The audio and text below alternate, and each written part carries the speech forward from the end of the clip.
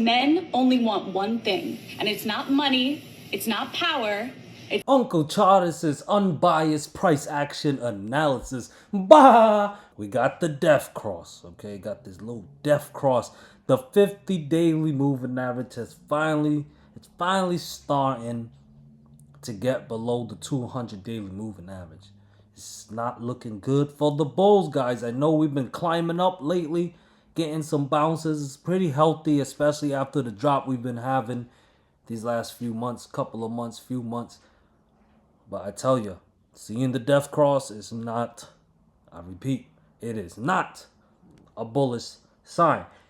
For the medium term, in the short term, a lot can still happen. We can still pop to the upside a few more points, or it can be over with and we start dropping back to the downside starting tomorrow. Anything can happen. But as usual, Uncle Charles is going to give you guys that unbiased price action analysis, giving you guys pivot levels, important pivot levels to look out for the medium term and especially the short term. Okay? Now, as far as how I trade it, okay? As usual, Uncle Charles uses the 15-minute time frame. Okay? I take the levels from the daily chart and then I add them to the 15-minute time frame. All right? So this is how I'm hoping you guys could use it, and hopefully you guys can make money off of this trading style / strategy. But breakdowns of support, we usually look for puts. Breakout of resistance, we usually look for calls. All right. Today, this morning, SPY opened around the 544 level. I had a level around 543.3. I wrote in my Discord, 543.3 is a fib level. So above it is bullish with next resistance at 545 and 546.5. So my plan was if SPY can stay above 543.3, I would have looked to long or buy calls if 545 or 546.5 cleared, with 548 and 549.6 plus as my targets. And then I also wrote if 543.3 fails as support, 542, 539.5 would be my next targets to the downside. So I always try to have a bull case scenario and a bear case scenario. A plan to deal with either case scenario, because my goal is not to try to call a top or a bottom or trade this biasly, but to try to make money. I'm here to try to attract money to come into my trading account. Okay, so I want to optimize my trading opportunities by trading it sheep style. Bah! That's to the upside or to the downside. And thank the Lord Almighty, we've been having so much volatility this year, because you guys can look on the 15-minute chart. You guys can see SPY broke down 543.3 and broke down 542 and smashed my 539.5 level. Okay, I wrote these levels beforehand, right? Break down 542 and 539.5ish incoming if 543.3 fails. So the idea here is we know the levels and the setups beforehand and we trade it unbiasedly in real time. We don't question the price action, we just follow it. If it break down support, we want to look to go short. If it break out resistance, we want to look to go calls. But what happened here? We hit 539, right? We hit 539.5, bounce off of my levels, and it went up higher. Okay, let me move this. Can we move the hit? There you go. Hit 539.5 and went back and back tested my resistant level as a resistant. Below it, it becomes resistant. But hey, guess what? The bears stepped up. They rejected. They showed selling pressure. And they gave us a false breakout when they broke back below 542. And eventually, they did break down 539.5. Okay, which led to a lot more downside going as low as 533.8. Now, in this case scenario, what do? Do you just enter puts because the price is going down? Do you just enter puts? No, that would be FOMO. You want to enter based on the setups and you wait for the next setup. But what happened? We had a little bit of midday chop. Okay, a little bit of midday chop. But guess what? Uncle Charles, that green line right there, had a 538 level. Okay, 538 level. And I wrote in my Discord around that time as well. I wrote here, so far 535 held as support. From here, 536.5 is support and 538 must clear next to trigger calls and put 539.5 and 542 in play. Okay? So remember, we're just looking to react. So around this time, around when I wrote that post around 1:22 p.m. So around when I wrote that post, SPY was testing that 538 level, but eventually it broke out 538 on the 15-minute chart, cleared 538, and eventually it cleared 540 on the 15-minute chart, and it gave, well, 539.5 on the 15-minute chart, and gave us a nice pop going as high as 542.5 before it started pulling back to the downside at the end of the day. So in my opinion, with all the volatility we had, there was money to be made to the downside and there was money to be made to the upside. Okay, you know the levels. We break down support, we look for puts, we break out resistance, or we get a false breakdown setup, you look for calls. Now heading back to the daily chart, guys, I have to mention once again, we got that death cross. 50 going back below the 200. It's not looking too bearish overall in the medium term. The question is, when will the bears take back control of the price action? Because lately the bulls have been winning.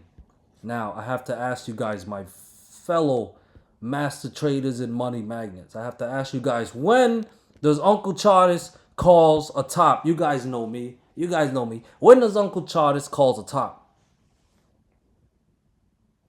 I never call a top. Haha! If you know Uncle Chartist, you know I never call a top. But what I do is look for the signs. Now, SPY has been popping to the upside. When do we go back to being bearish? Well, first and foremost, Uncle is overall bearish still with the death cross. SPY below the 20 daily moving average. In the medium term, I am still overall bearish. But when do we start getting bearish in the shorter term?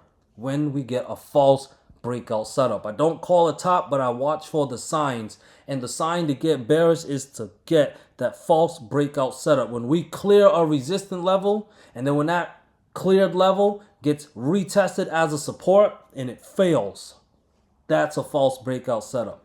And that is what the bears need. So what level do we need to watch for tomorrow for us to consider a false breakout setup to get bearish? Well, I have a fib level at 536.3. Now that level is important because that was a pivot high around, it served as a sell zone last Friday.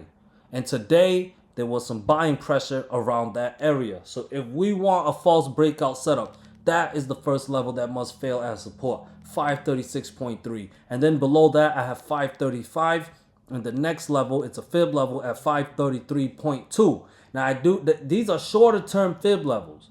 I do have a macro fib level at 532. Breaking down those levels, especially 532, will give me plenty of reasons for the short term to switch back to being bearish. Okay, guys, that is the bear case scenario. And it starts by staying below 539.5 and breaking down 536.3 to put those lower targets in play. And below 533.2 and below that macro level 532, Uncle Chartist will once again be bearish. Okay? Now, if we want to get bullish, if we want more upside, the market has been popping ever since Uncle Trump. Did I call him Uncle Trump? Uncle Trump! Ever since he told us buy, now's a good time to buy. He caused that massive surge to the upside. Some call it a favor, some call it manipulation. Hey, I always tell you guys, this market is manipulated. Before Trump, after Trump, during Trump, this market is manipulated. And what does Uncle always say? You trade with the traps. Now, if the plan is to go to the upside, 539.5 must clear. That is a fib level. That will put 542 in the next fib level at 543.3 in play. I believe if we can clear those levels, we can go and back test the 20 daily moving average around 548-ish. Okay, it's sloping down. It should get there. And then I have a fib level at 549.6. If we cleared those levels, bulls would have an opportunity to test. Let me move my moving average. There's blue down trend line here that started way back in February. I have a touch here back in March and then another test back in early April. I'm seeing if we can get a fourth test. That would need SPY to go all the way up to the 555-ish area, but that will not be possible unless SPY can clear 539.5, 543.3 to send us back to the upside and retest that 20 daily moving average around 548. Guys, do we understand? Are we on the same page? Give me a thumbs up, hit the like button, please subscribe, turn on the notification bell. Appreciate you guys so much. Let's move on to triple Q. Now, triple Q here. Now, I'm looking at SPY and I wonder, it's like, do we have more room to go to the upside? But when I look at triple Q and I see this, how we tested the 20 daily moving average, there was definitely selling pressure. There was some good selling pressure around that area. That is overall bearish price action. Now, as bearish as that price action is, you guys always know there must be follow through. And here's what the follow through would look like. I have a fib level at 556. If triple Q can stay below 556, break down 554 and 552.8, that would be a trigger to go short below 552.8, which served as a support level today, by the way. If it fails tomorrow, we are heading down lower. Breaking down the support levels are your triggers to go short. Okay? Is your trigger to go short. We break down support, and that will put lower targets in play. 449.6, 448, 445 or lower would definitely be my targets. Okay? Now, if it's bounce time, I will trust the bounce if we can clear that 20 daily moving average. All right, we're pretty far from it now because that selling pressure was pretty strong. But what bulls need to do is get above 456, get above 460. Now that 20 daily moving average is sloping down, so bulls will need to get above 465. And I do have a fib level at 466.5.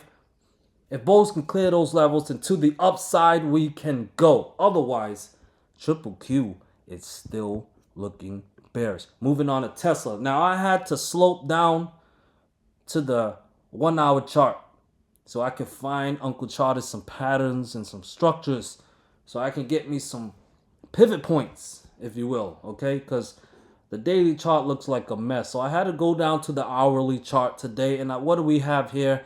We got ourselves a little, what do you call this? A little bear flag or something like that. All right, and I do have some fib levels. Uncle must trade with the fib levels. Now, it is choppy. It's been choppy the last few days. To end this chop, we must break down the chop range. And I have the chop range support at 248 for tomorrow. Support at 250 and 248. If Tesla can break down 248, then to the downside we can go. Maybe the next leg to the downside. A nice trendy one. Send us down to 245.8. Well, hold on. 245.8. That was on point, Uncle Charters. 245.8, 244. 241.3-ish, 239.3. Those will all be targets. But the point is, below 248, 250, and 248, Uncle charters would be bearish. I will trust no bounce unless we can start breaking out some resistant levels, starting with 252 and 253.6. Okay? We clear those resistant levels. 255, 258 would be in play in the top of this pattern. Okay, this structure is around 261. If we can break it out, maybe we can get the next leg back to the upside. I do have a gap around the 269 level. All right, gaps get filled. Let's see if that day can be tomorrow. But to get there, like I said, 252, 253.6, and 258 must clear to go test the top of the chop range at 261. And above that, bulls are in control. NVDA. Watch out, guys. Watch out. Now, NVDA been had the death cross for a while. Okay? Now, we got to be careful because we're getting some selling pressure from a similar area we had last week when Trump had gave us that big bounce thanks to his tweet. NVDA paused around the 115-ish area. Okay? And today, we got close to that area and we found selling pressure. All right? Strong selling pressure. Potential of a double top, possibly. We'll see, okay? Not a perfect one. Now, if there is downside, I have a fib level at 108.6. That's the level to watch for tomorrow. If 108.6 fail, there's a high probability we're going to head to the downside. 107, 105, 102, maybe down to 100.5 or lower would be in play. All right? My bearishness would be canceled if we can get above 110, 112, and 114.